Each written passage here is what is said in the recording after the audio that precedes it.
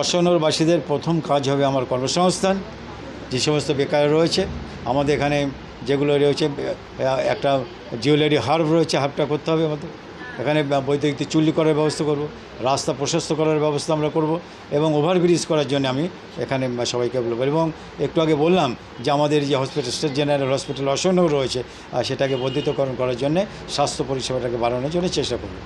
Kalyani spinning মিল দীর্ঘদিন ধরে বন্ধ, সেখানে একটা টেক্সটাইল পার্ক করার কথা বলছে তৃণমূল, কিন্তু সেটাও তো অথই জলে, কি বলবেন? এটা দীর্ঘদিন ধরে রয়েছে, আবার সেটা সমাধান করার জন্য সর্বতভাবে চেষ্টা করব।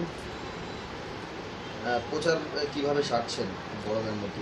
প্রচার সারছি, আমার সকাল থেকে প্রচার হচ্ছে, সকাল থেকে আমি বিভিন্ন সময় বসছি, কিন্তু একটা জিনিস আমি আমার পার্টি তাদেরকে বলে রেখেছি যে আমি কিন্তু দুপুরে আমাকে 12টা থেকে 2টো পর্যন্ত সময় আমাকে বাদ দিতে হবে, কারণ আমি জনগণকে বিনা ভিজিটে পেশেন্ট দেখি।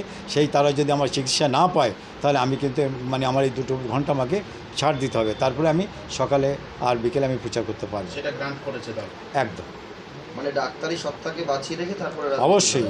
আমার প্রথম পরিচয় আমি ডাক্তার, তারপরে পরিচয় জনগণের, আমার পরিষেবা, বৃহত্তর পরিষেবা দেওয়ার জন্যে আমার এই পার্টি পলিটিক্স করা।